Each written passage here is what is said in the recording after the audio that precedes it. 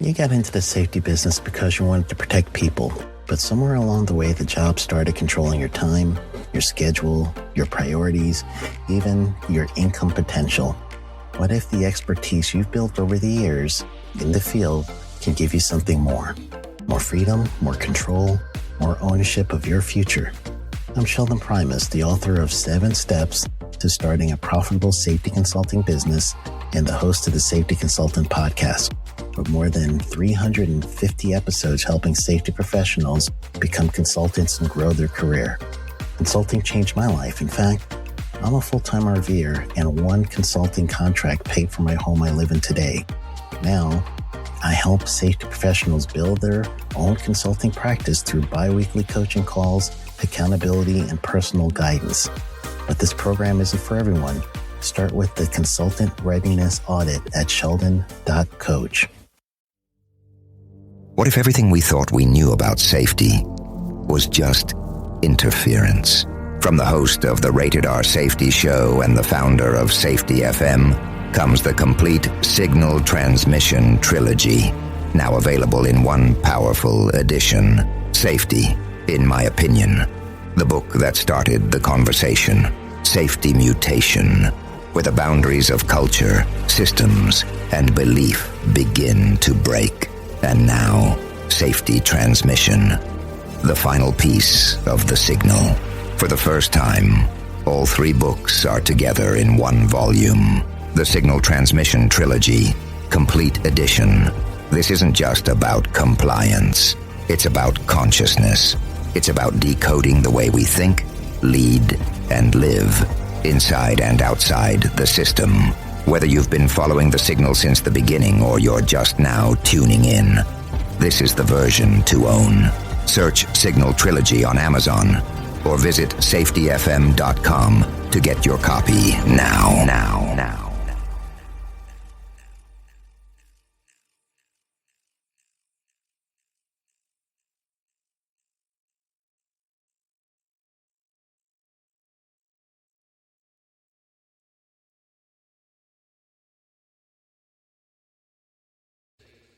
OSHA Recordables. Jimmy Carter, the United States' 39th president. South Korea has ordered an emergency safety inspection of the country. Hi, this is Jim from Safety Wars. Before we start the program, I want to make sure everyone understands that we often talk about OSHA and EPA citations, along with some other regulatory actions from other agencies, legal cases, and criminal activity. Everyone is innocent until proven guilty in a court of law. Proposed fines are exactly that, and they are often litigated, reduced, or vacated. We use available public records, news accounts, and press releases. We cannot warranty or guarantee the details of any of the stories we share, since we are not directly involved with these stories, at least not most of the time. Enjoy the show. This show is brought to you by Safety FM. And from the border of liberty and prosperity on the highway to the north, this is Safety Wars for Monday, December 30th. Oh, I'm sure it's not even buttoned up. Look at that. I'm getting too relaxed. Monday, December 30th, 2024. We have our big countdown to 2025. Hope you're doing great out there. I hope everything is, I hope Santa brought you everything you needed. And I hope everybody's having a great Hanukkah and Kwanzaa season. As I'll, we'll continue with the safety music, the Christmas-oriented safety music, because that's what we do here. And it's also the, how should I put it? It's also the, still 12 Days of Christmas, right? Yes, that's not only a song. Christmas is 12 days. So hopefully we'll have all of this, we have holiday decorations, we'll have that all down sometime next week. We'll see. Or maybe we won't, Where have I been? I have had stuff going on every night this week trying to close things out for 2024. as well as family events every day. So that's where I've been. I hope you are enjoying the same thing too. Let's do this. Our lead-in. How's this sound? Hold on.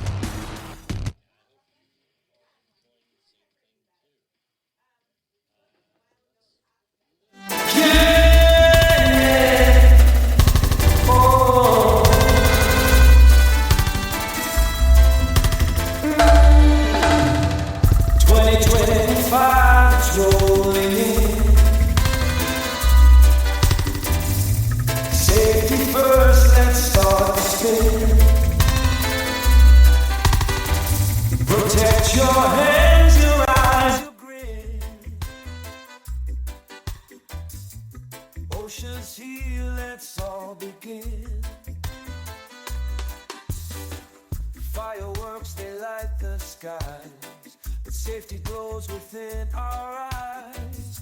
Goggles, gloves, a wise disguise.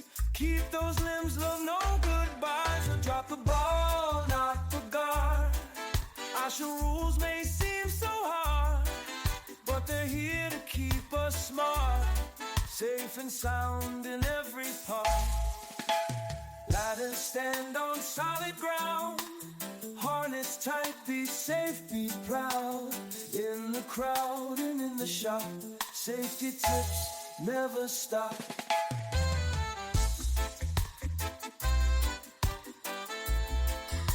Harness tight, be safe.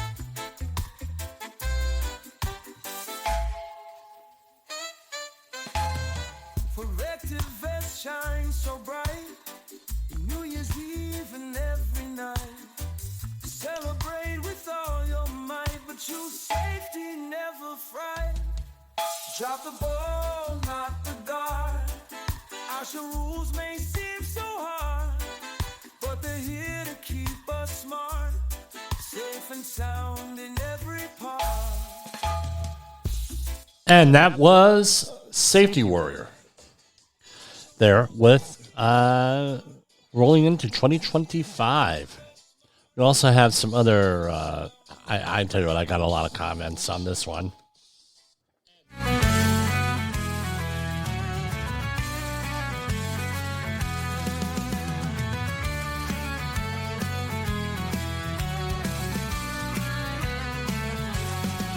Hark, the bells ring out so clear. Safety Claus is coming near. With a bag of hard hats bright, he brings peace to every sight. Checks the harness, checks the gear, spreads the cheer without the fear. Guide the workers through the night, makes their task a pure delight. Safety Claus, brings us peace without a pause. Safety boots and signs so dear, keeps us safe throughout the year. Yes, having fun with AI Christmas music. Yes, we do own all of this stuff. So we are inserting them. We have some stuff planned, so we're going to have some clips inserted throughout the whole new year, based on our news stories and other things. So, somber note: 1 year ago today, I was working with my brother on our mother's house, right? And I got a phone call from my friend Jay, not Jay Allen, another friend, Jay, and he says, "Hey, Jimmy, what's going on my side of the town? I'm not hearing anything. There's supposedly a huge shooting or something." So I don't know. Know nothing about it. Short time later, we received word that the Morgan family was horrifically killed in a murder-suicide in the other side of town. So that was for that was, it was a horrific situation there here. we were friends with the Morgan family through our activities our children shared. So there were 4 members. I will not mention the name of the father who committed the crime. The 40 Ornella was the mother, and 2 sons. We had Liam and Gabe, ages 10 and 12. I was the one of the coaches for Liam for Little League, and both of their sons were involved in the Boy Scouts, and as we are here, so that's how we knew them. It was a tragedy.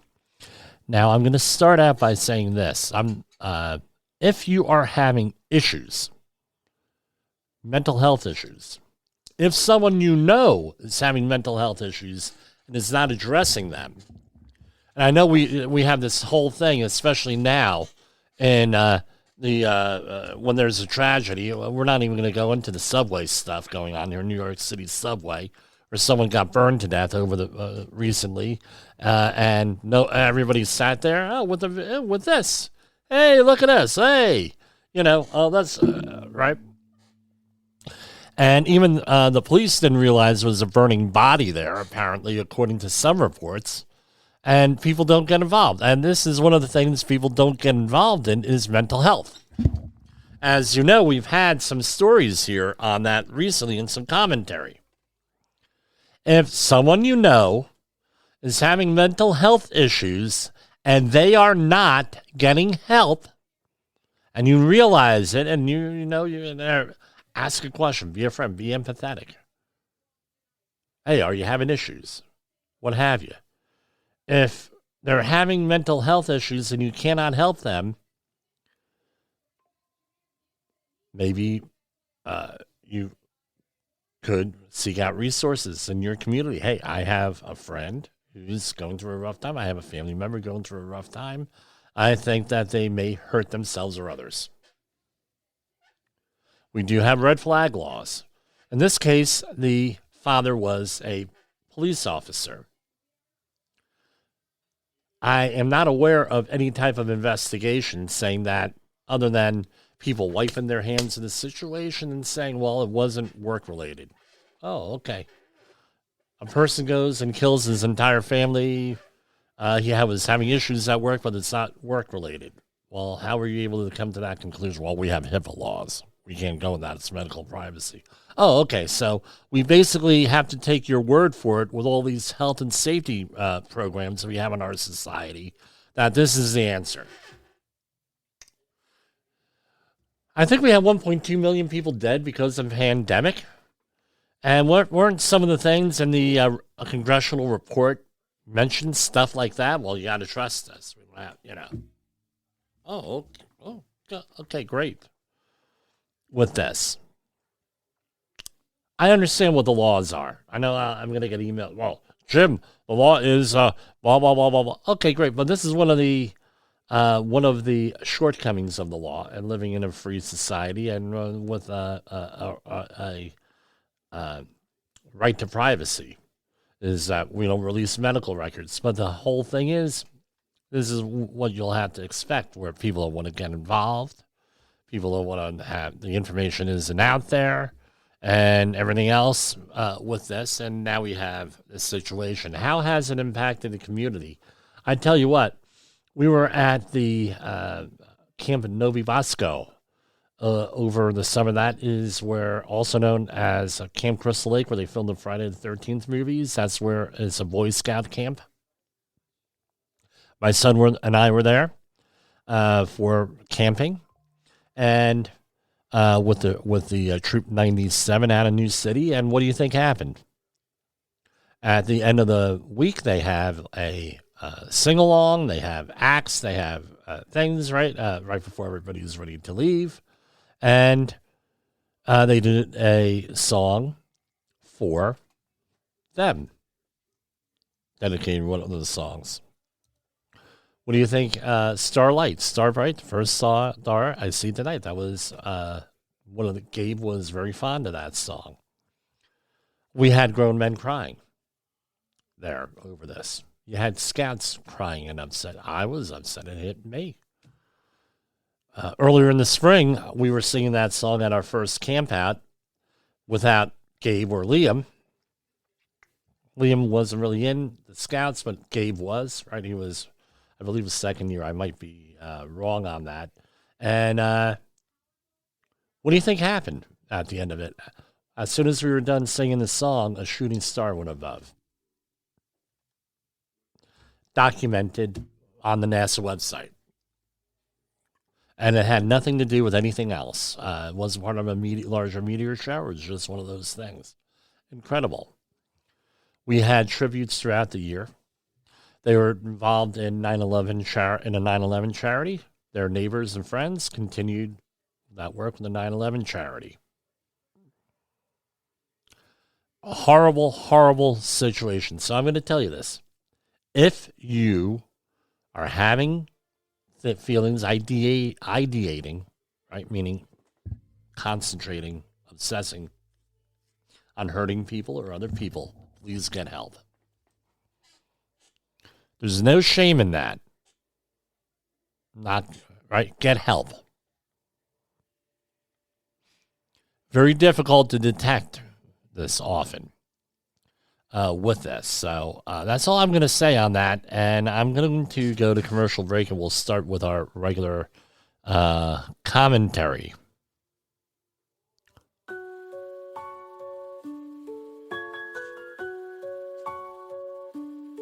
Jingle bells and mistletoe, silent night and falling snow.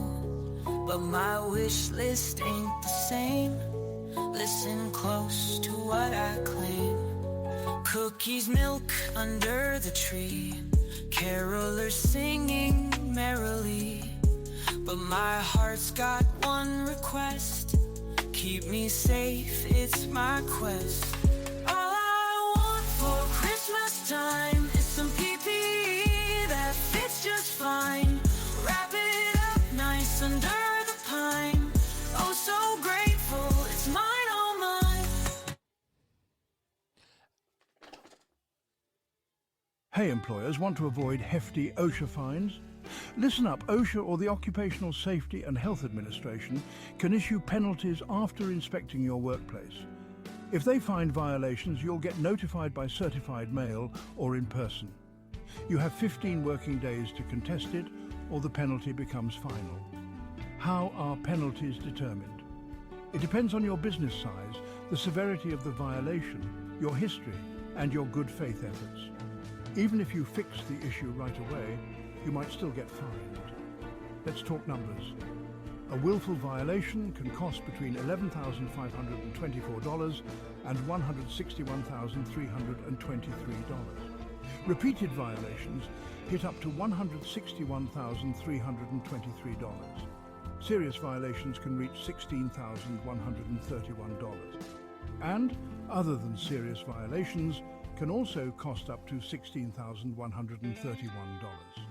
If you fail to correct a violation, it's $16,131 per day. Lastly, missing a posting requirement? That's another $16,131. Stay informed, stay compliant, and keep your workplace safe to avoid these costly penalties.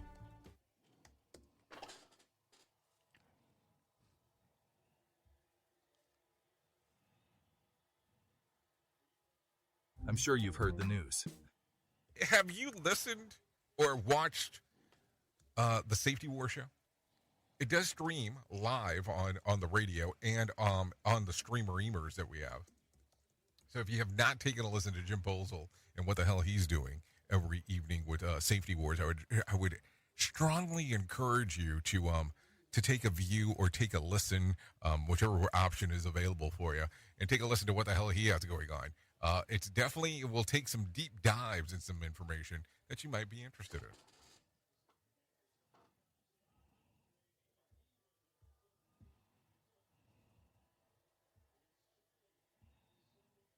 OSHA recordables, catastrophic losses, environmental disasters. You want answers? So do I. This is Jim Posel with Safety Wars. That's It's my daddy. So we got some bad news yesterday on Jimmy Carter, former U.S. president and Nobel Peace Prize recipient, dead at 100.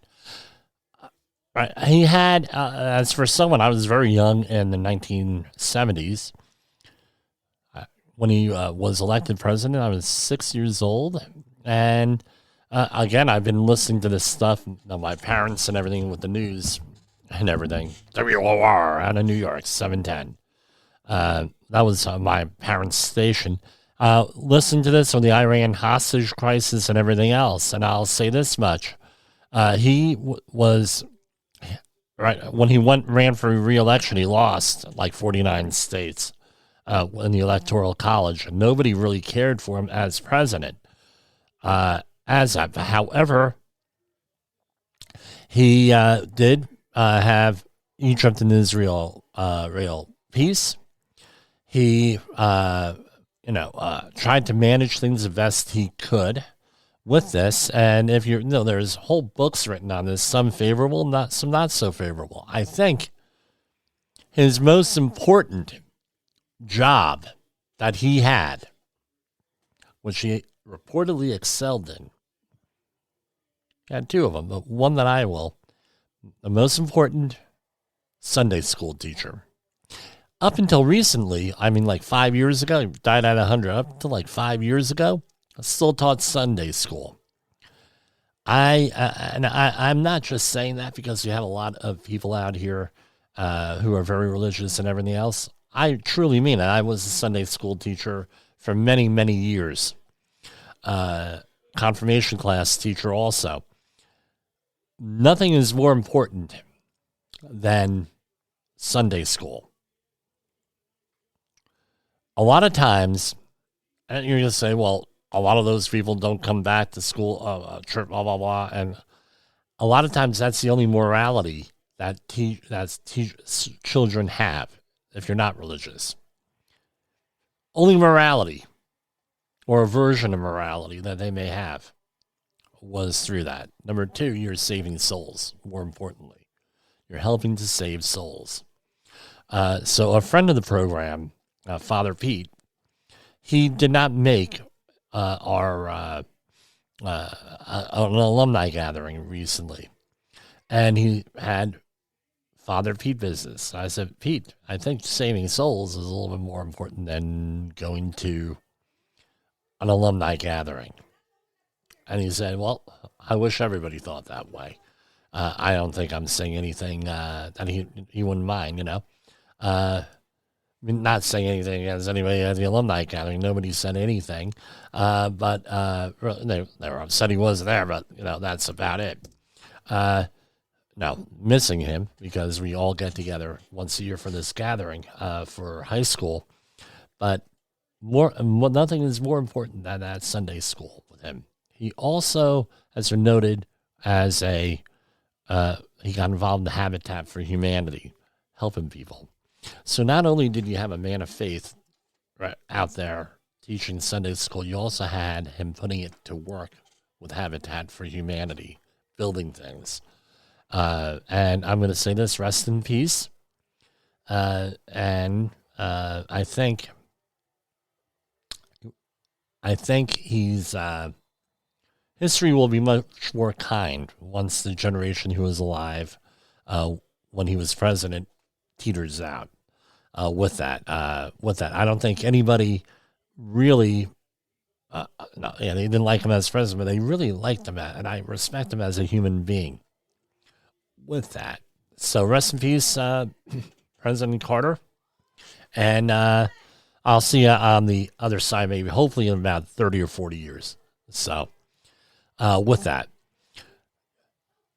on to more, talking about, no, this is not the depression show.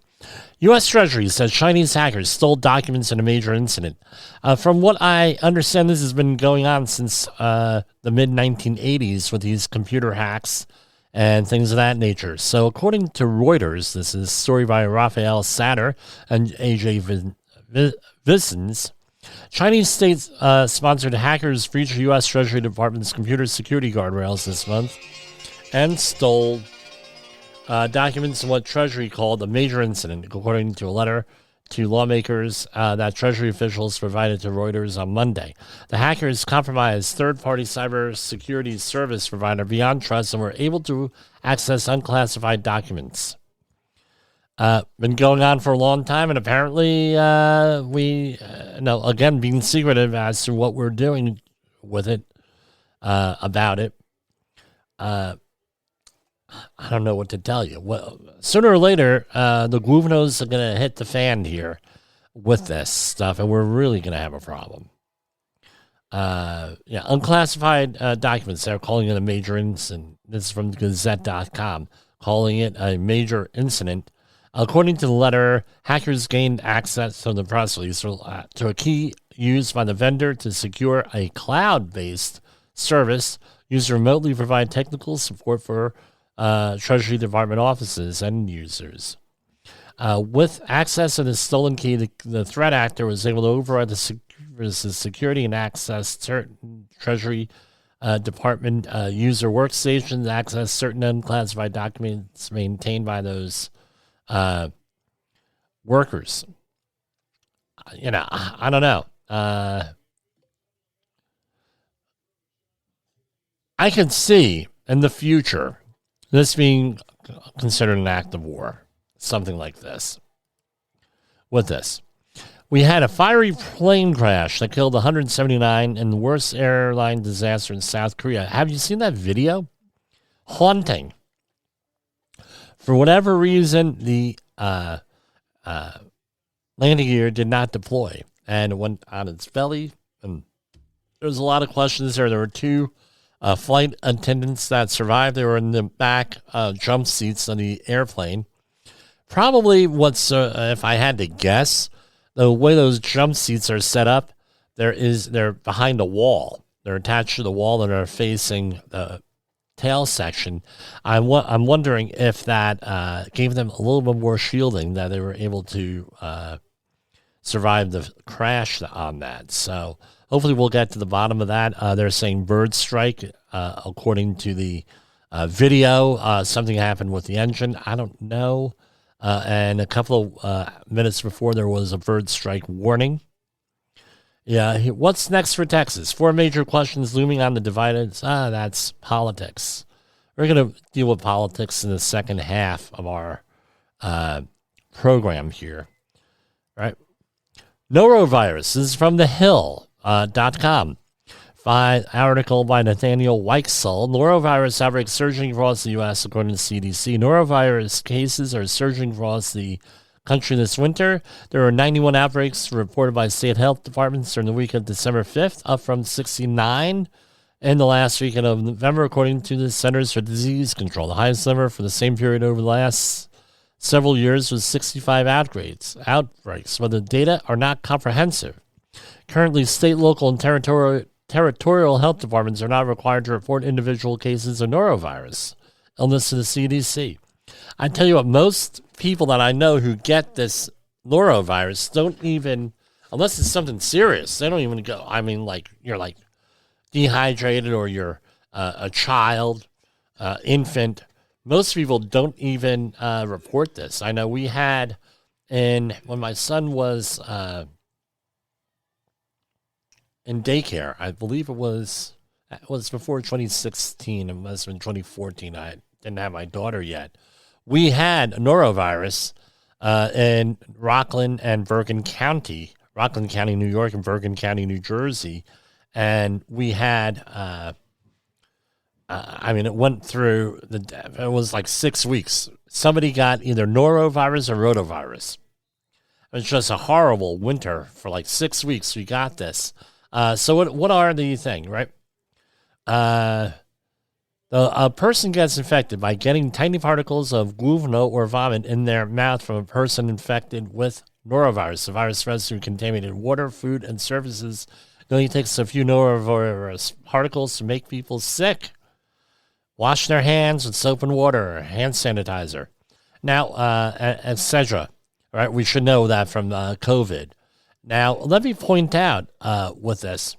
If you are on a ship and and there is a norovirus outbreak, that's usually where it occurs. That's why they always have that, wash your hands on the ship, wash your hands on the cruise ship. If they do have that, you'll never know about it. So, friends of mine, Dave and Christine, their mother and father were on a cruise ship that had a norovirus outbreak, and it was all over the news. They finally got in contact with their parents, and they said, well, how are you managing the norovirus outbreak? They said, what norovirus outbreak? The one on your ship. Well, nobody told us. Wow. But basically, it's a tough thing here, having to do that. Now, I think we covered this story when it occurred. This is from Greenville, South Carolina. Published December 27th last year. Greenville County Sheriff's Office and the Greenville County Coroner's Office said an investigation is underway. Now, there's another story we're talking about here. After a tragic accident at Frankie's Fun Park on December 27th, according to the Sheriff's Office, an incident occurred involving a forklift and a go-kart at the park. The coroner confirmed a 17-year-old Kamal Sevian, I think that's how you say it, Sewell of Simpsonville was killed in the collision.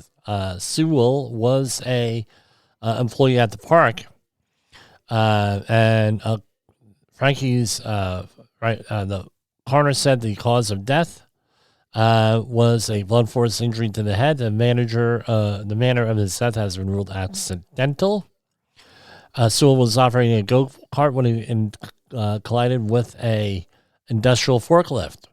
And now there's an investigation, I am sure. Let's see. Was he an employee? Yes, he was an employee there with that. He was in 11th grade. Rest in peace. That's a horrible thing to happen around around the holidays for a family. But often, right, the high risk, right, you talk about high risk positions out there. One of them is the teens, right? That's one of them, are the teens out there. And you're going to say, well, what do you mean, Jim? High risk position. Often companies do not, hold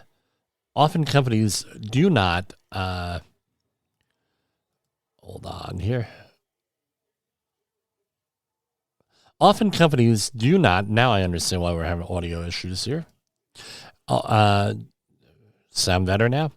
Often companies do not train their safety, their temporary employees, which is usually what a teen is. A temporary employee. You know that teen is, you're going to hire the teen.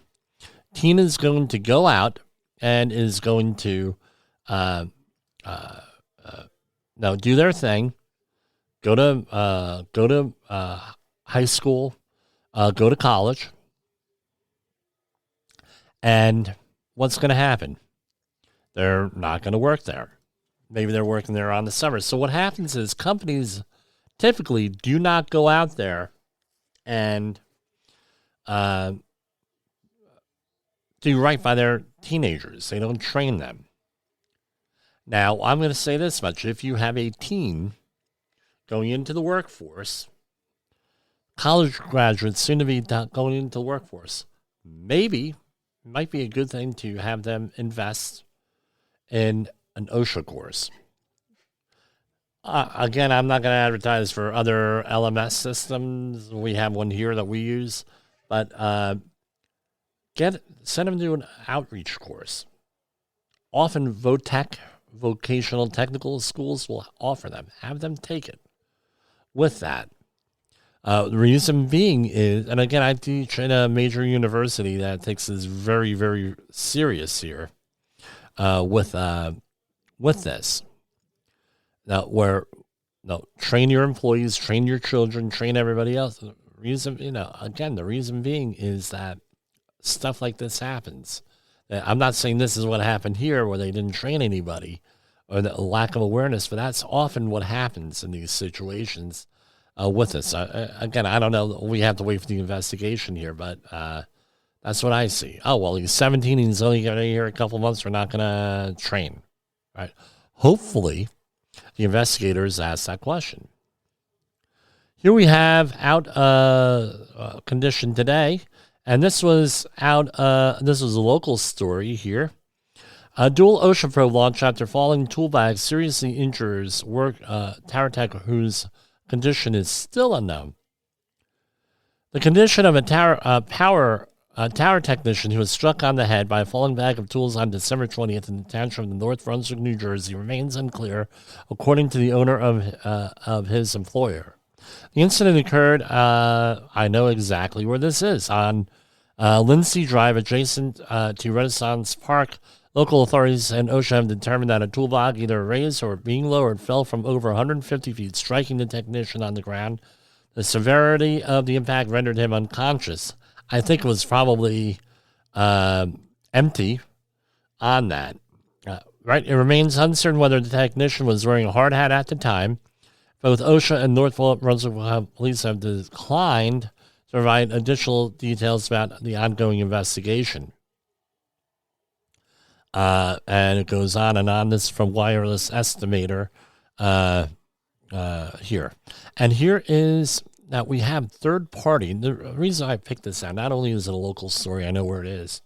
OSHA will review. This is I'm not going to mention the name of the company, but it's a company that many people, it's a third party auditing company. We'll leave it at that point. So what happens is you submit your plans to a third party auditor.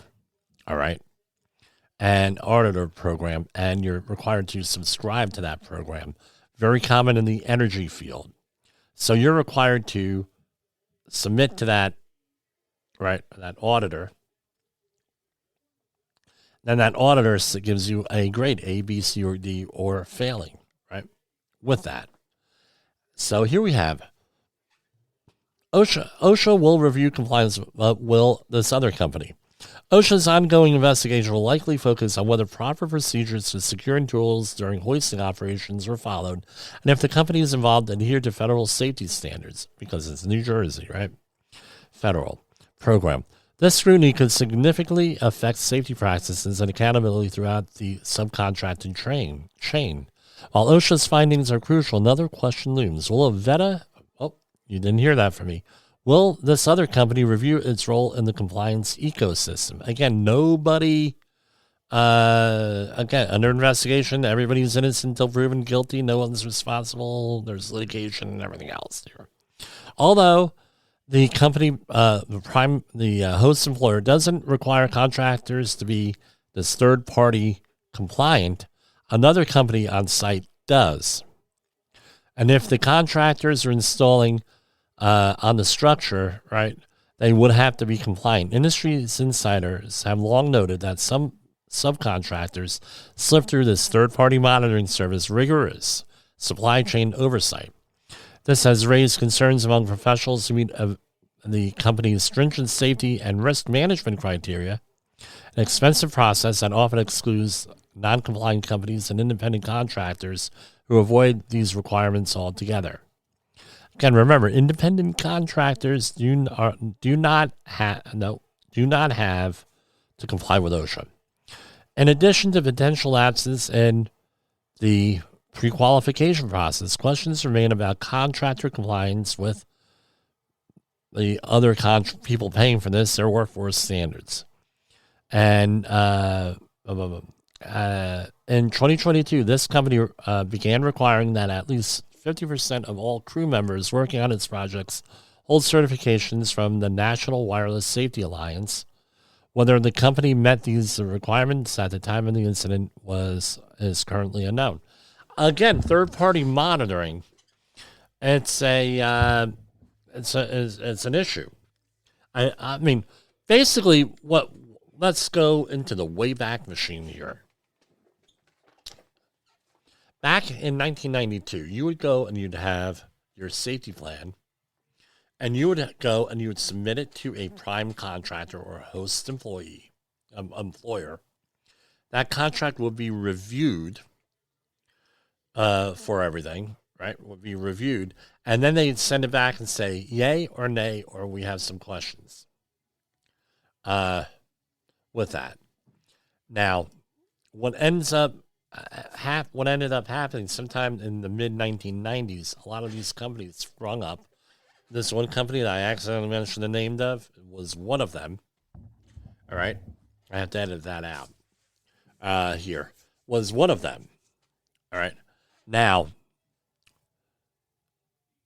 what this did was, what the lawyers, what they've always said is, you don't want to be approving or disproving or accepting a plan, right, and issuing comments on it, because now you are liable and you're saying that plan is good and compliant. So what they've done is said, look, you need to be in this system, and there are two big ones out there. They have to review your plan and your program, and it's very detailed. We actually help companies all the time get through this, so you can give us a call at 845-269-5772. There you go. I've been managing these programs for many, many years. And what ends up happening is these plans, they give you A, B, C, D, and then you say, oh, well, you're subscribed to that. You must be good. The problem here is this. Often these companies, it's called checklist safety. If your plan has those checklists items in there, guess what? You're approved. The other thing is this. You are not actually certifying that that is an OSHA compliant plan. A little bit mind-blowing, isn't it? No, you say this is the third-party monitoring service. They're compliant. We're compliant with their standards. Ooh, really? Yes, that's what it is. You're not actually saying that that is an OSHA compliant plan. You're not even saying that that's what the hell you do. This is the problem. I'm not teaching people how to get around things. This is the problem with these plans here, where you submit them to companies. Nobody actually, you're not really saying, there's nothing in there saying you're going to follow that plan. There's nothing in there that says that's OSHA compliant either. And even if you go to people who write these plans for a living, they're going to tell you not necessarily OSHA compliant. Usually is, but not necessarily. So, especially, let's say OSHA issues a standard in the middle of your compliance period. Isn't it? Right? So, for example, OSHA is coming out with a new PPE standard in January where if you're a construction employer, you have to buy equipment that actually fits your employees. Right? They've had it for respirators, but not for anything else. So are you actually doing that? That's basically what it comes down, in there. And this is where we have issues here. And again, this I'm going to say wirelessestimator.com. I'll give them a little plug here. It's actually, I've got to bookmark this one because I tell you what. How do I do that here? Yeah. Keep changing things there. Oh, here it is. Okay. I'll bookmark that one. With that, I tell you what, it's never heard of that website. So here we go, and we might be on tomorrow. I'm running through the Department of Treasury news releases here. Here we have one from December 26th. Let's do a share screen on here. Videos and screen. So we have Department of Labor finds a Glenvern contractor ignored repeated warnings and site-specific safety plan in fatal trench collapse at a Brownville work site. A federal workplace safety investigation has found a Glenvern general contractor's decisions to ignore non-site experts' repeated warnings and the company's own safety policy led to a fatal injury incident in June 2024. An employee suffered fatal crushing injuries when an unbraced retaining wall collapsed. Now, I'm going to go into the full-blown report as usual here, but this is what we have here going on here. On-site experts repeated warning. That's probably the competent person. Warnings, right? The competent person is the one. Let's review. Unless you're over 20 feet, a competent person has to okay and inspect and everything, that whole situation with the excavations.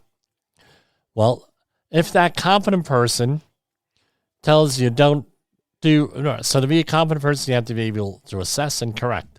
Apparently, this person was not legally the competent person because he was ignored. Have I gotten into this situation before? Absolutely. Absolutely. I was on a job site many years ago. I'm not going to mention, it's a very well-known contractor, very well-known person. I said, this is wrong, that's wrong, blah, blah, blah. They said, well, you can't stop the work. We're going to continue the work. We're not fixing Gluvno for you. He didn't say Gluvno. He said another word. Okay, called up my boss, found a phone, called up my boss, no cell phones in those days. And I said, well, what do you want me to do? He's ignoring everything. He said, make sure it's in the logbook and in the paperwork. I'll call his boss. He got his boss on the phone, and he said, yeah, so what?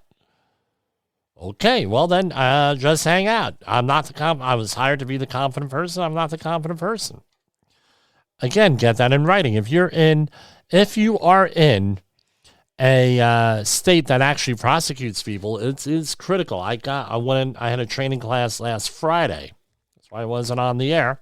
And the guy says to me, I'm doing a job in New York. Do you have any special things? I said, yeah, where are you working? He told me. I said, well, you're not in the city, so you don't have to worry about DOB, Department of Buildings. You're outside of New York City. I said, but you're in a state where you're the competent person. If you F up, guess what happens? Your ass. So make sure you follow everything. Make sure you enforce the rules. You're doing very high-risk activity here. They were giving training on that high-risk activity. The U.S. Department of Labor's OSHA determined 2 workers, getting back to the story, employed by a paving group were installing storm drain pipes in a 3 to 4 foot deep trench. At the same time, the company owner used an excavator near the retaining wall's base, which destabilized and caused a 40 to 60 foot long section of the wall to tip over. One worker escaped, but the other worker suffered fatal injuries. OSHA investigators determined the company owner knew the wall next to the trench was unstable at 4 feet. I don't know if this is a trench. Well, we'll figure it out what they said, but did not use necessary protective systems to evacuate employees. The continuing excavation created clear and imminent dangers. So what were the citations here? Again, everyone's innocent till proven guilty. There's litigation and everything else involved, and an investigation here. Citation 1, item 1, type of violation, willful serious. The employer did not instruct each, this is 1926.21, the employer did not instruct each employee in the recognition and avoidance of unsafe conditions and the regulations applicable to his work environment to control or eliminate any hazard or any other exposure. The employer did not train or instruct the employees in the hazards associated with trench activities, regulations applicable to the work environment, and the wall bracing contingency plan. $32,000 proposed plus. Citation 1, item 2. The employer did not, and this is the same thing, 2 employees injured, 2 things, right? $32,265. Citation 1, item 3. Third employee apparently was heard here, $32,265. Citation 1, item 4. This is from the Trenching and Excavation Standard, 1926.651, little I, big L, where the stability of a joining buildings, walls, or other structures when it's endangered by excavation operations.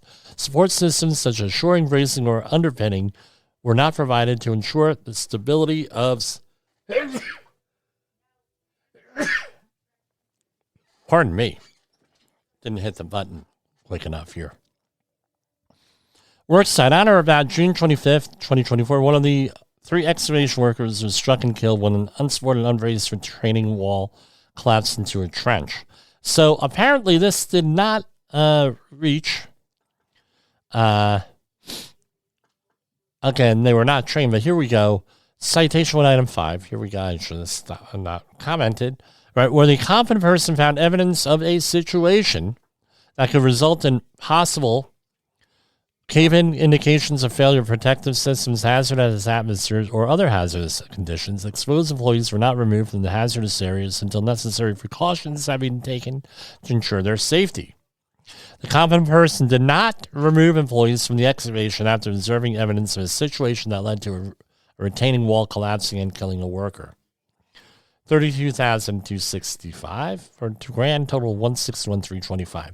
So if you are the competent person, it is critical that you get it in writing. You are the competent person. If you're not the competent person, make sure you get it in writing, designating who the competent person is. And number 1. All right. Number 2, if you get pushback, no, we are not the competent person, blah, blah, blah, blah, blah. You cannot stop work, blah, blah, blah. You have a decision you have to make. What do you do? First of all, I'd probably throw in a text message saying that you're not allowed to make decisions. You have no authority on site. And then an email, something like that. Get it in writing somewhere that you're giving recommendations and they're ignoring you. Very, very, very important for this. Now, here you go.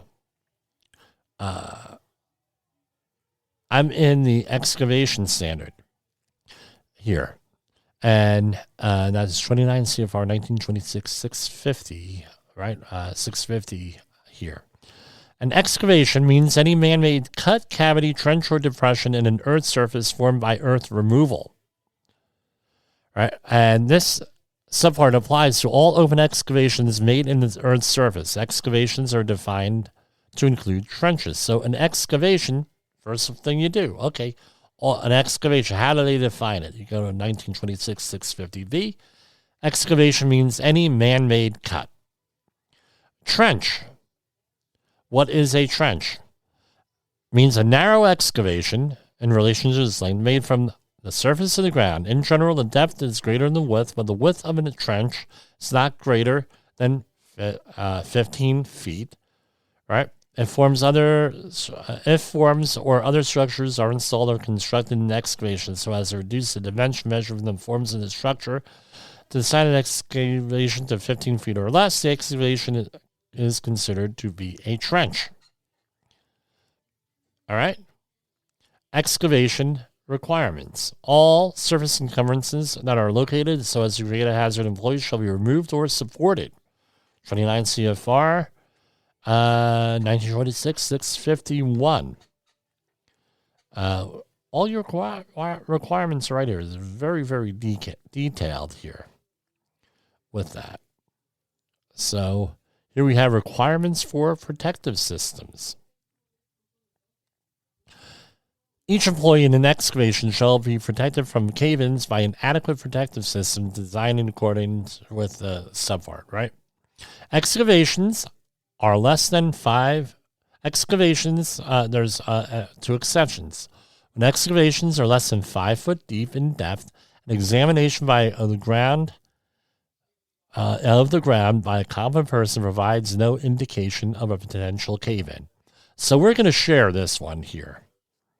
All right, so let's share this one because this is where people screw this up. All right, with this. You can say, what do you mean people screw this up? I'm going to highlight it right here. People read this way. Each employee in an excavation shall be protected from cave-ins by an adequate protective system designed in accordance with paragraph B or C. Okay, great. We're at 1926.652A1. Right? Except when excavations are made entirely of stable rock, all right, or excavations are less than 5 foot in depth. That's how it's read. Right? They leave off the second half of this. And the examination of the ground by a competent person provides no indication of a potential cave-in. Right? So that means that a competent person has to make the determination if it's less than 5 feet, if there is a potential cave-in. Right? That's gonna be dangerous to the employee, obviously. So when does this? So what do you mean? Let's say then, and people get cute. The engineers get cute. The architects get cute on this, as my father would say. They say, well, at 5, they read the first half that 5 feet or less in depth. So we're going to get around all the OSHA regulations, and we're going to just make all these excavations 4 foot 5 inches. Or 4 foot 11 inches. Right? They give them some little wiggle room, 4.5 feet. Then we don't have to worry about anything. And what happens? People go and they sit on their hands and knees and they're on their bellies. Guess what? You're on a belly, 4 foot trench collapses or excavation collapses on you. There's a cave in. You're dead. You're getting hurt. Because what happens then? We got to dig them out. And how do they dig you out? Shovels, picks, and a backhoe. And what happens? They break you in half or decapitate you. And then you're dead. It gets flooded out. And you drown. Something happens. So this is where the problem lies here with this, is people are not reading the regulation in its entirety here. Getting back to the story here. Hold on here. We'll go back to the other software, God willing, tomorrow.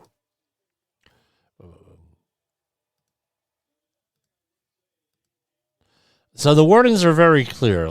Yet the employer chose, and it was a choice, according to OSHA, to ignore them, putting progress before safety and putting employees directly in harm's way. And this was up in Maine. There is no excuse for callously endangering workers' lives, and OSHA is currently implementing a national emphasis program and entrenching excavation, focusing on enforcement and education to identify and reduce hazards that pose a risk of serious injuries or fatalities in these operations. Patriot Paving Group. Oh, sorry, I didn't mean to say. Second time I've done that. Don't like to do this. Here is another trenching excavation situation. U.S. Department of Labor investigation finds a Frisco contractor, again, exposed workers to potentially deadly trench collapse. Everyone's innocent until proven guilty here. This is out of Fort Worth, Texas. A U.S. Department of Labor safety investigation that has found a Frisco contractor repeatedly exposed workers to serious hazards. The department's OSHA investigated the certain company in July 2024 in response to a formal complaint and observed employees working on a water sewer line in a trench that lacked adequate protective systems. In addition to lack of a protective system, OSHA's inspectors noted that the company failed to provide employees with basic safety measures such as ladders in the trench and a safe means of escape in the event of a collapse. This is a repeat problem here, apparently. In 2022, OSHA cited the company for 4 serious violations of similar regulations after a 41-year-old employee suffered fatal injuries. With this, I think we covered this story here. OSHA has assessed the company with $107,000 in proposed penalties. With this, so let's see what these are.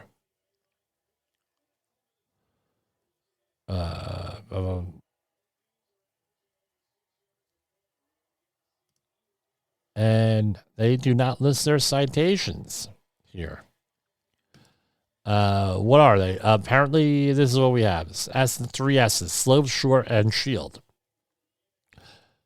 And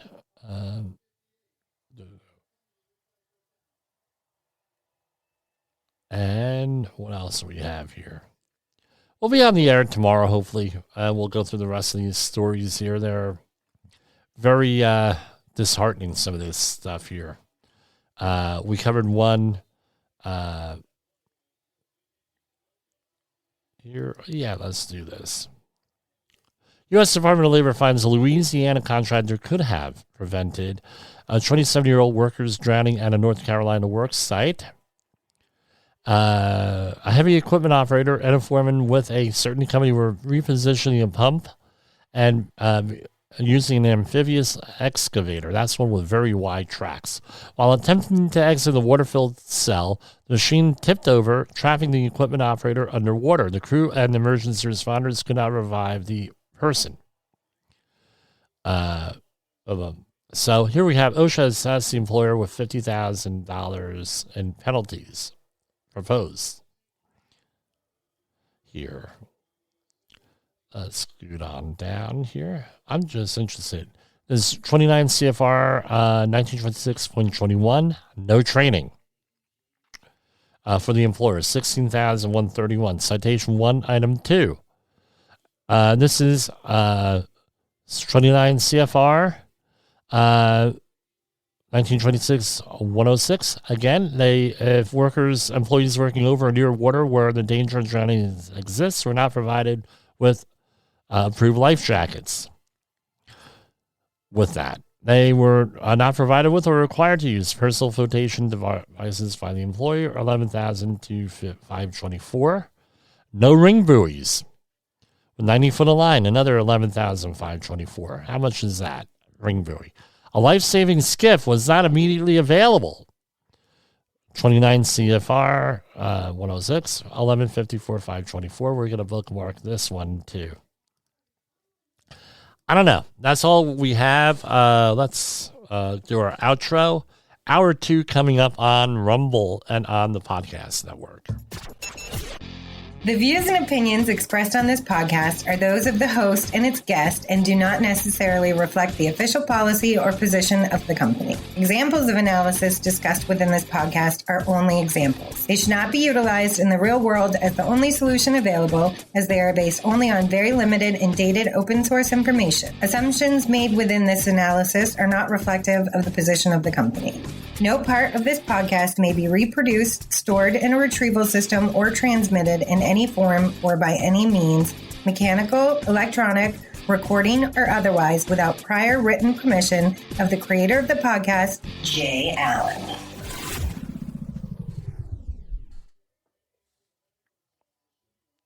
Hi, this is Jim from Safety Wars. Before we start the program, I want to make sure everyone understands that we often talk about OSHA and EPA citations, along with some other regulatory actions from other agencies, legal cases, and criminal activity. Everyone is innocent until proven guilty in a court of law. Proposed fines are exactly that, and they are often litigated, reduced, or vacated. We use available public records, news accounts, and press releases. We cannot warranty or guarantee the details of any of the stories we share, since we are not directly involved with these stories, at least not most of the time. Enjoy the show.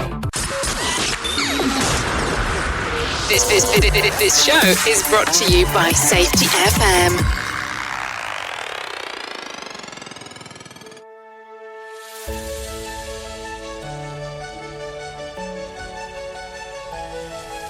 Snowflakes fall like ashes down from the sky. All we want for Christmas is to not say goodbye. Twisting lights on, tinsel twisting the truth, while Santa's sleigh and fallout just vanish from view. Silent nights with sirens blaring, nuclear glow in the air we're sharing. Shadows dark, holidays in a fallout park.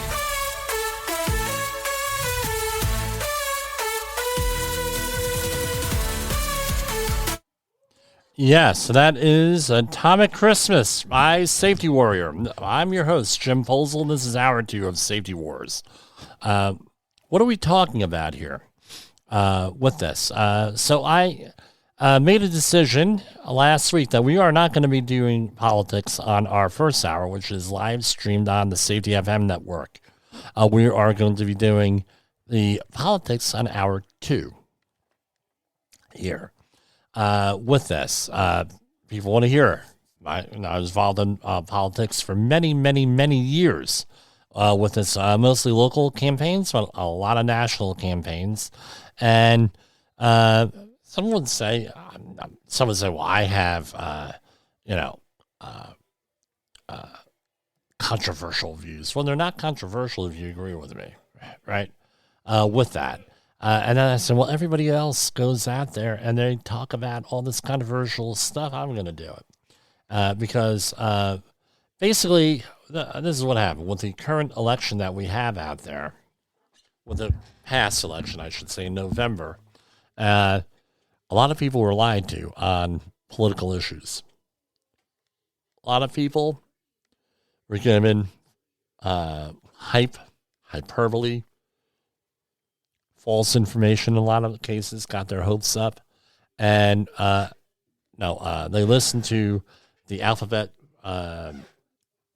soup of networks out there, what they used to call mainstream media, with that. And they were letting the media was allowing their biases in.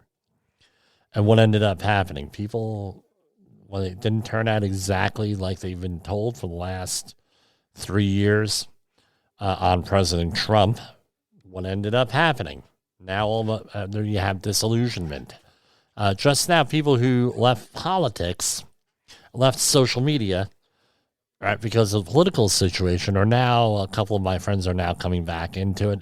And as I always say, if you are advocating for violence or anything like that, you're blocked automatically. That's not something I put up with. Now, it's just the way it is with that. What are we here? We're on this program. I'm going to be unabashedly pro-human, pro-American on this. I'm not going to lie to you here. That's where my point of view is with that. Just the way it is. We're looking at things from an America-centric point of view with this. However, that does not mean that we don't consider other points of view.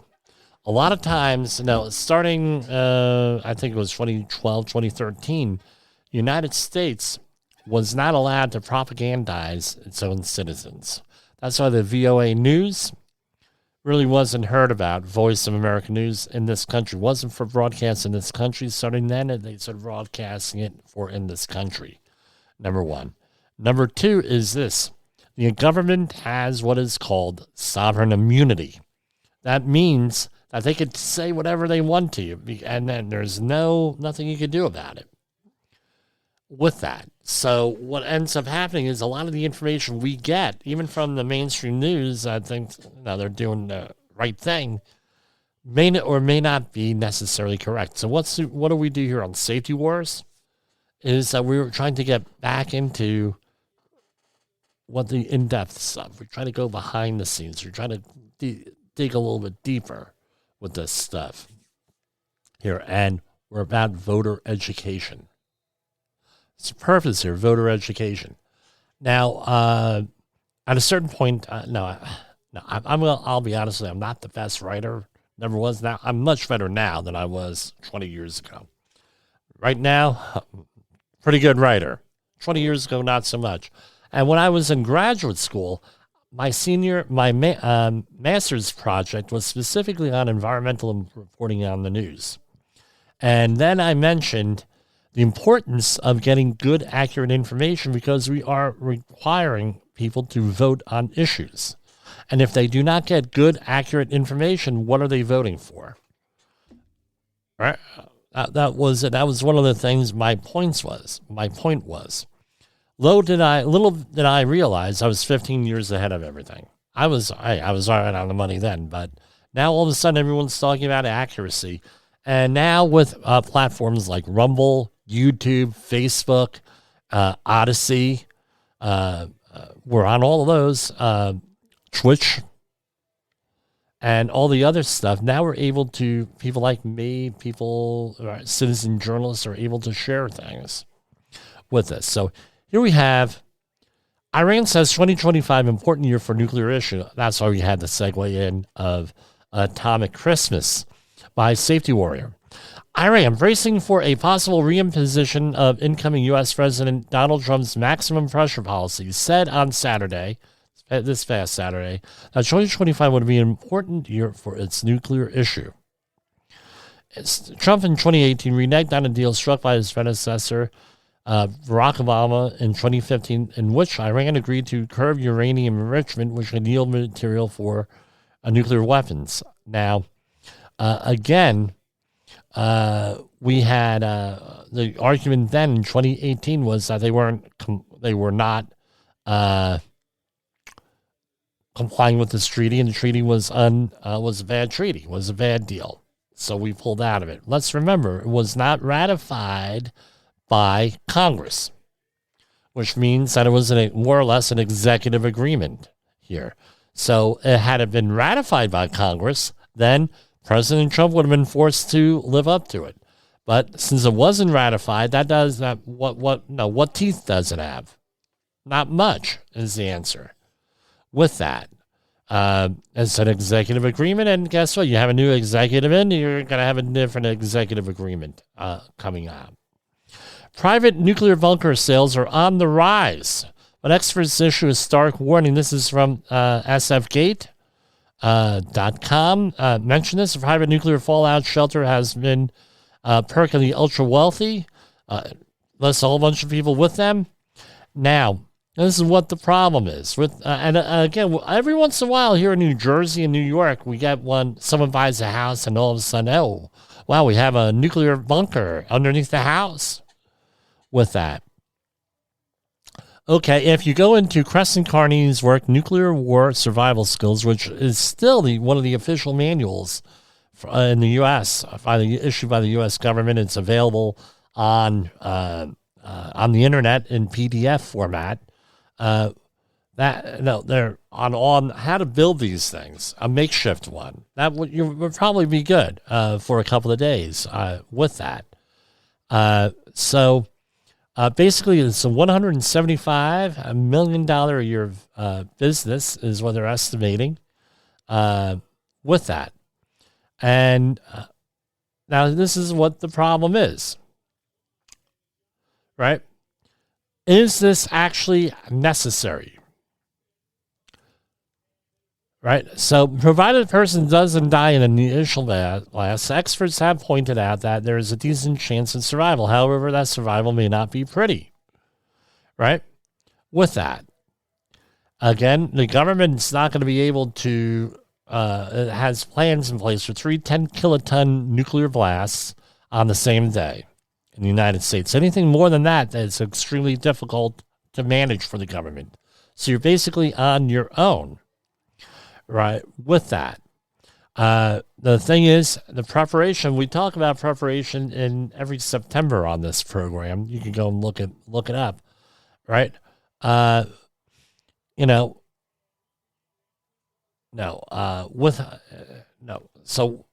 again, this is a pretty relevant thing. Bunkers are, in fact, not a tool to survive a nuclear war, but a tool to allow a population to psychologically endure the possibility of a nuclear war, said Alicia Sanders Zakira at the International Campaign to Abolish Nuclear Weapons. It's like this. What are you going to do? You don't know what situation you're going to have. You don't know what situation you're going to be in. What is safety? Let's go into that. Safety is not zero. We know that. Safety is capacity and resilience. And with disaster planning, I talk about safety being resilience, capacity, and here, building a fallout shelter, you're increasing capacity, and your ability to learn new skills. Can you learn new skills? Are you open to new skills? Right? I always add that one in when we're talking about disaster versus industrial safety. So, again, other countries have civil defense mandates. They have fallout shelters, Israel being one. And the thing is, are you going to live comfortably in there? Or how are you going to outfit it? Most people are not going to have the resources to build a bunker, right? So FEMA says in this article that, right, each occupant of a bunker must have at least 10 square feet and 6.5 feet of headroom. Those with the means also want to bring their above-ground luxuries below ground. They should be also consult with their municipality to determine what permits might be needed. Well, here's the other story. I always say, don't let anyone know what your survival preparation is. Are you actually going to, right, when you get these permits and everything else from the local municipality to think, now you're letting everyone know you have a survival shelter? I don't know. I don't know. That sort of like defeats the purpose with this. I think the smartest thing is to avoid nuclear war.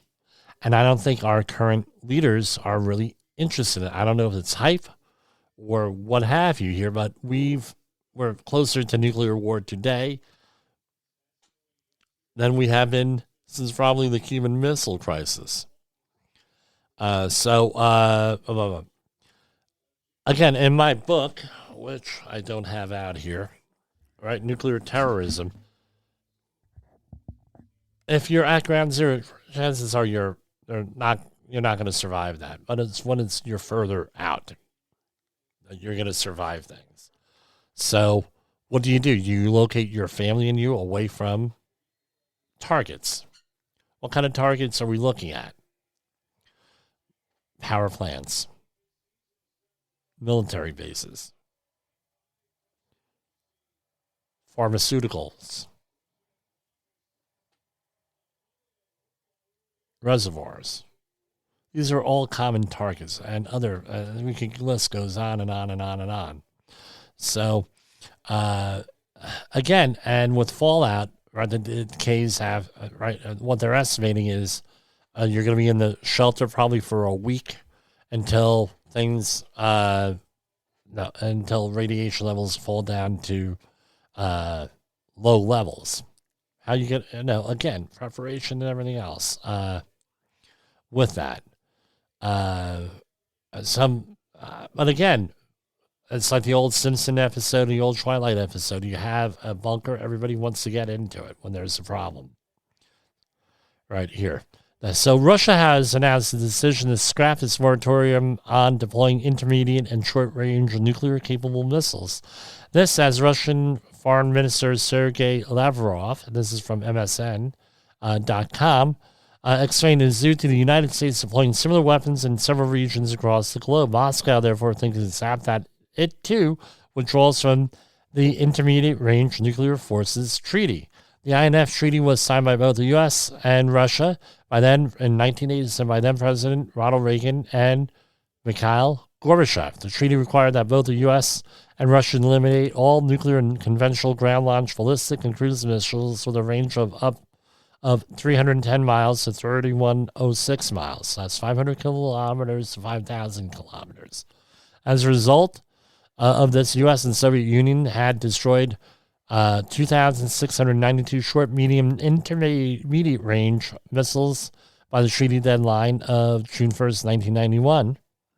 The U.S. had withdrawn from the INF Treaty officially in August 2019. This happened after multiple allegations of Moscow's non-compliance were levied. On the other hand, China has also begun increasing its intermediate range missile arsenal, and this too led to growing concerns in the U.S.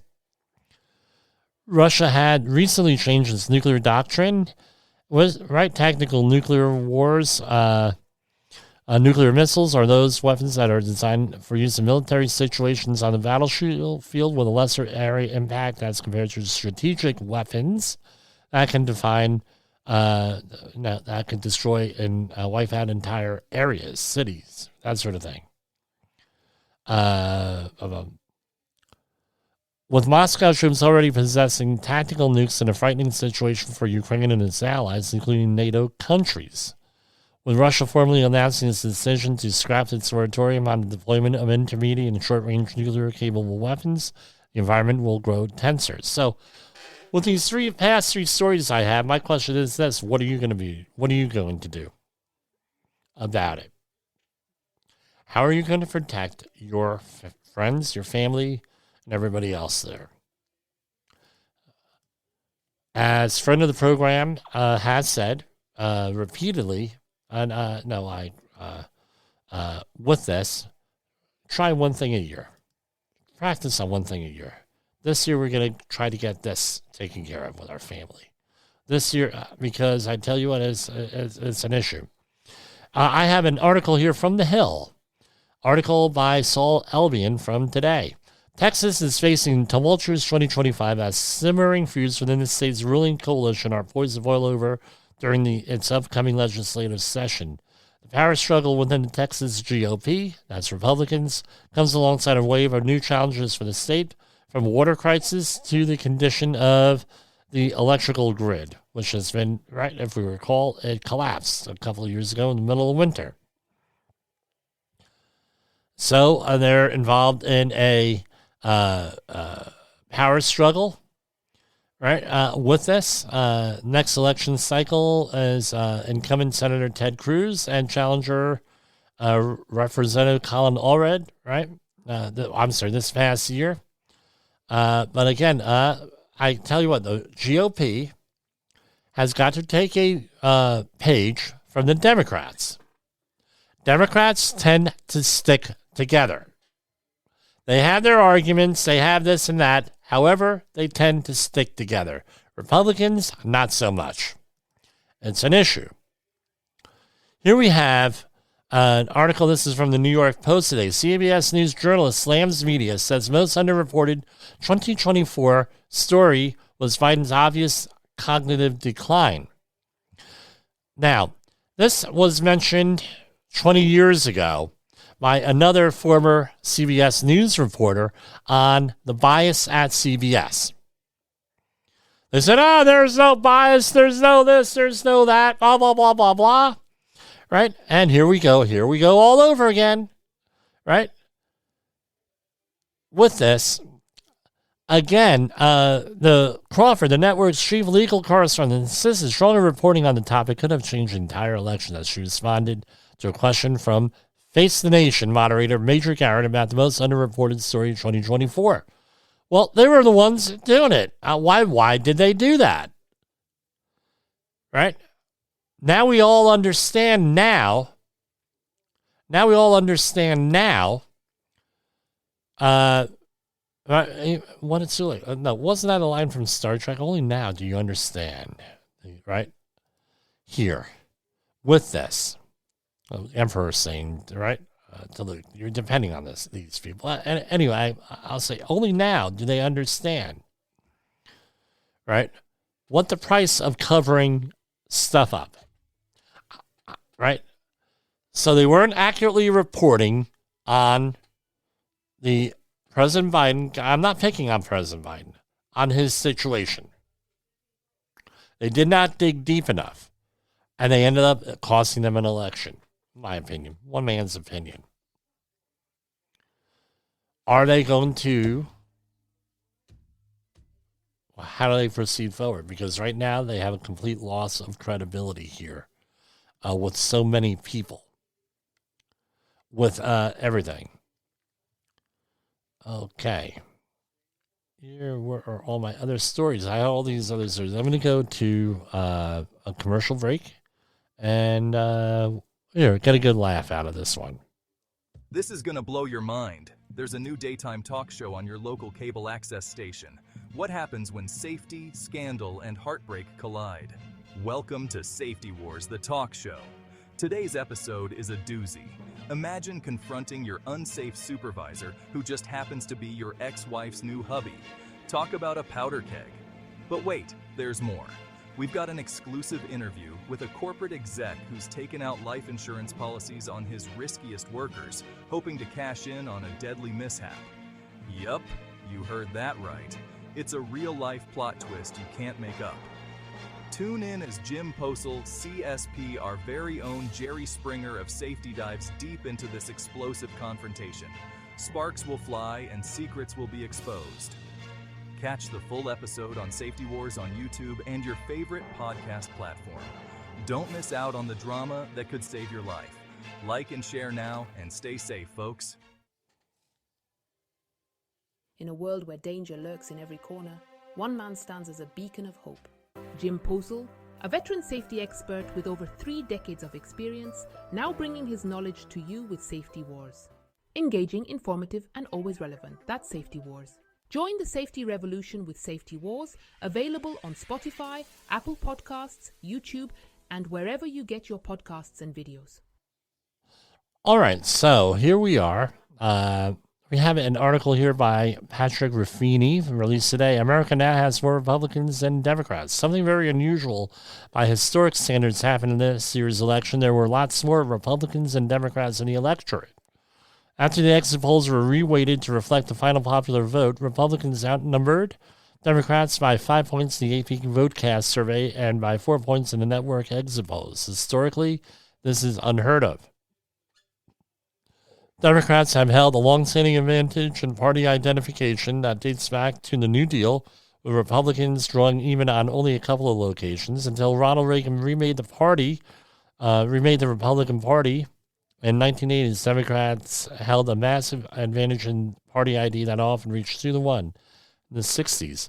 I'd like to know what's going on here in New York and New Jersey with this. Because I tell you what, northern New Jersey, right, you have the corridor. So this is how it's broken down. You have the turnpike, basically divides the state, New Jersey Turnpike. All around the turnpike, that's where the population centers are, and those are Democrat. Outside of that, that's all Republican. Is that changing? There's been some indicators that it has been changing out there. Like to know by how much. With that, again, what's going on? People aren't showing up, number one. Number two is that Republicans got smart. They started doing voter registration drives in a lot of areas here. Maybe they'll continue to get smart with this, and then we're going to have a problem. This is from the AP today. A caucus of military veterans seeks to bridge the political divide in a polarized Congress. Players in this year's Army-Navy football game, blah, blah, blah. This is from the AP, Gary Fields.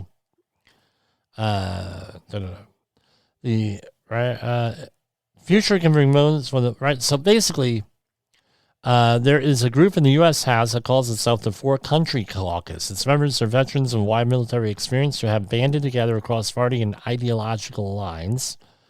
Right, we're trying to lead by example, according to Jason Crow, Colorado Democrat, with both within Congress to show our colleagues that this is possible. Also, America boldly. Okay, so this is a good thing. Everybody getting along, right? This was formed. This group was formed back in 2019, right, and has worked to get 100 bills passed. With that, okay, good. Here we have something a little bit more controversial. Arizona's tiny Taipei, how a Taiwanese chip factory seeded a community here. So basically, what's going on here? Taiwanese businesses are popping up near takiras and nail salons. Taiwanese cooks have joined factories ferrying meals and blah, blah, blah. The spaceship-like factory is making chips, is drawing thousands of workers and families in the area, including as a crucial part of President Biden's effort to bolster advanced chip production in the United States. We have a chip plant right here on the other side of the river here in New York. The company known as TSMC has committed $65 million to the project, said to raise $6.6 billion in grants through the CHIPS and Science Act. So I guess increasing our chip capacity. I guess this was evident during COVID that this was necessary with this. I do have more information on, but I'm not allowed to share it here. Somebody with a lot of information in my family has with that. Sworn to secrecy. He will not tell me. So what's going on with this? Did you hear about this trench collapse in New Jersey? I'm sorry, not trench, road collapse, sinkhole. Right? So I knew New Jersey had a lot of abandoned mines in North Jersey. Right? But this past week here, we had a 40 by 40 sinkhole collapse on the shoulder of Route 80 eastbound here. And this was from an abandoned mine shaft. Now, somebody decided to pull a Jim Posel on here and actually do some research. They got an aerial photograph of this thing. It was near Wharton, New Jersey, I think exit 33, if memory serves me right. There's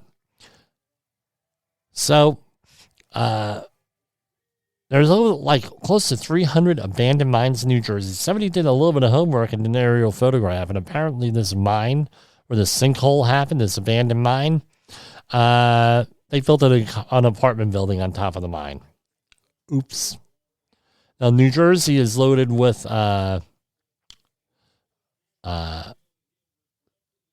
limestone, which deteriorates over time. And this is what happens. So here we go. Route 80 in Wharton reopens Monday morning after 4 days of emergency sinkhole repairs. With this, the sinkhole was 40 foot by 40 foot wide, developed off the shoulder, closing all lanes. The sinkhole was found to have been caused by a collapse of an abandoned mine shaft, leading for delays of motorists. I mean, they have this stuff all over New Jersey. Here, there are stories on social media of people back in the day, right, and before all this stuff was built back in the 50s and 60s, playing in these abandoned mines. So it's not like they didn't know. Nobody knew that they were there and are there. I mean, a lot of mines in New Jersey. Here, just real quick, how many abandoned mines are there in New Jersey?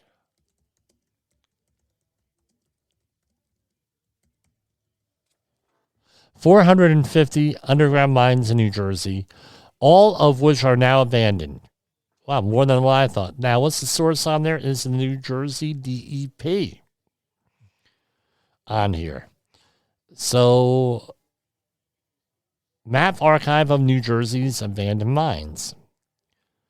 No, I'm going to do this here. I'm going to share this because I find this fascinating, to be honest with you. Well, what do you mean, Jim? I find it fascinating because there are a lot of these mines. I did not add myself to the stream. A lot of these mines, people don't realize what they're looking at. I know in our 1950s textbooks from in Woodridge Township, New Jersey, here, the mining industry of New Jersey, this is from DEP, right? The mining industry of New Jersey dates back in the 1600s when copper was mined by Dutch settlers along the Delaware River in Warren County. This is Peter's Mine in Ringwood Borough. There, picture right here. Pretty interesting. There are no maps from Essex County in this collection, blah, blah, blah. Let's see here. Bergen County. The Schuyler Arlington Copper Mine. This is right down the street here. Abandoned mine right here. Arlington Cemetery. I know exactly where this is.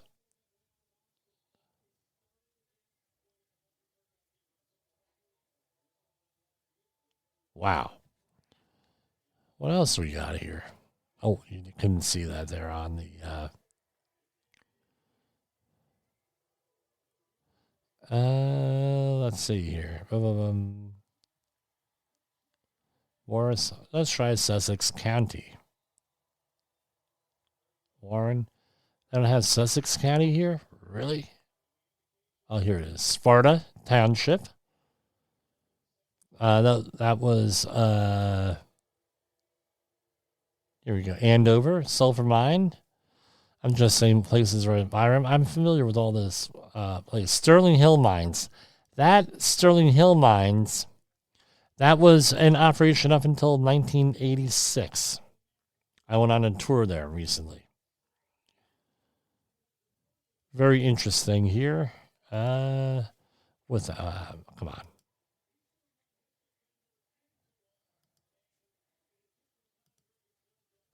Yeah, let's share that one. I just find this, being cartography being an old hobby of mine, I just find this very interesting here with this. They have maps of all this stuff. Now, there is another abandoned mine in Stokes Forest here. I don't think it's listed here in Sussex County, but there is a mine over there, an abandoned silver mine that my father and I, my father showed me when I was very small. Here, let me see this.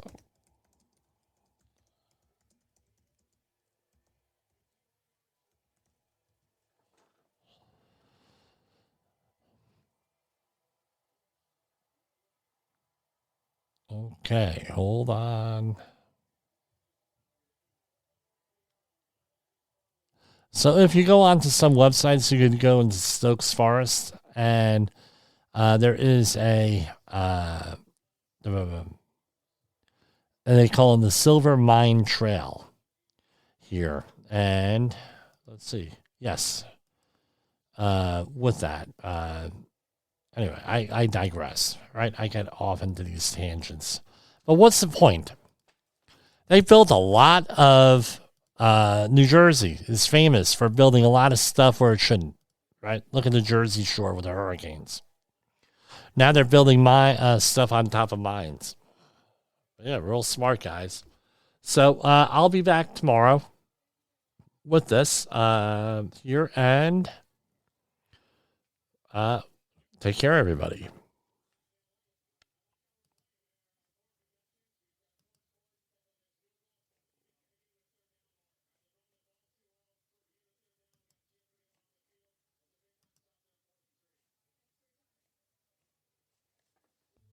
You got into the safety business because you wanted to protect people, but somewhere along the way, the job started controlling your time, your schedule, your priorities, even your income potential. What if the expertise you've built over the years in the field can give you something more? More freedom, more control, more ownership of your future. I'm Sheldon Primus, the author of 7 Steps to Starting a Profitable Safety Consulting Business and the host of the Safety Consultant Podcast, with more than 350 episodes helping safety professionals become consultants and grow their career. Consulting changed my life. In fact, I'm a full-time RVer, and 1 consulting contract paid for my home I live in today. Now, I help safety professionals build their own consulting practice through bi-weekly coaching calls, accountability, and personal guidance. But this program isn't for everyone. Start with the Consultant Readiness Audit at sheldon.coach. What if everything we thought we knew about safety was just interference? From the host of the Rated R Safety Show and the founder of Safety FM comes the complete Signal Transmission Trilogy, now available in one powerful edition. Safety, in my opinion, the book that started the conversation. Safety Mutation, where the boundaries of culture, systems, and belief begin to break. And now, Safety Transmission, the final piece of the signal. For the first time, all 3 books are together in one volume.